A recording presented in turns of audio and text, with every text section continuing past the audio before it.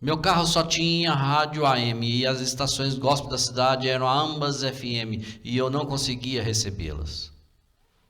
Então, ao dirigir do apartamento em que estávamos hospedados e Francis, Donnie e eu, indo para a igreja, comecei a ouvir uma estação AM que tinha um talk show específico que acontecia todos os dias mais ou menos na hora em que eu estava dirigindo, principalmente pela manhã. Um desses programas do tipo Calling, onde o público podia ouvir os dois lados da conversa. E dirigindo de um lado para o outro até a igreja. Ouvindo esse programa, constatei que o jovem que era o apresentador da maior parte daquele programa, que você podia sentir que ele tinha algum tipo de problema ao ouvir as suas respostas. Não era um programa religioso e não tinha nada a ver com Deus. Mas parecia ter um palavreado em suas apresentações e ele tinha dificuldades.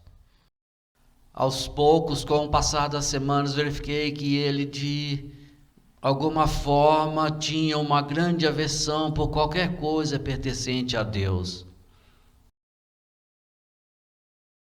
Isso era um tanto óbvio e bastante aparente. Que certa manhã a senhora que ligou, não me lembro bem do que ela disse, mas ela mencionou Deus. E isso pareceu irritar o menino, pareceu acender um fusível. E ele ficou completamente fora de si.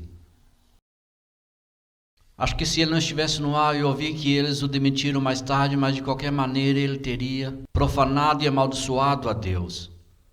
Eu acredito que ele teria. Ele passou a informar ao público que ele não acreditava que havia um Deus. Ele não acreditava que Deus existia.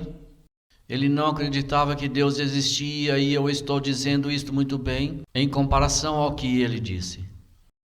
Mas então ele fez algumas perguntas. Se você pudesse ignorar o veneno, o sarcasmo mordaz, o ódio que você vomitou em suas palavras, suas perguntas sobre o que estou falando, se ressonar com você, era válido, e ele fez essa pergunta. Ele disse: se Deus existe, se ele tem um filho chamado Jesus Cristo, e se Jesus vive e Jesus é o Filho de Deus, e que milhões adoram a Deus, e que Ele é todo-poderoso, como todos dizem que é, e por que Ele não faz algo sobre a bagunça que está no mundo hoje? A guerra do Vietnã estava acontecendo naquela época. Ele diz, por exemplo, por que ele não acaba com aquela bagunça no Vietnã se ele tem todo esse poder? Ele disse, talvez nós merecemos aquilo. Aqueles homens tão perversos e tão malvados que eles merecem o derramamento de sangue que estão acontecendo lá, talvez tenhamos que ter isso para evitar superlotar o planeta. Mas ele disse, porque ele não para todos os carros e destrói todos os acidentes de aviões? Ele tem esse poder? Então ele disse de novo, talvez isso continue com a vida. Mas pelo menos, se existe um Deus e existe um Jesus Cristo, e se ele vive e tem esse tipo de poder, pelo menos ele poderia descer e salvar as criancinhas que estão morrendo com leucemia nos hospitais. Criancinhas que são vítimas inocentes de seus problemas. Talvez merecemos o que recebemos, talvez merecemos as doenças, talvez merecemos os acidentes de avião, de carro que destrói, a guerra, todas as coisas que estão acontecendo, mas as crianças são inocentes. Pelo menos ele poderia fazer algo a respeito.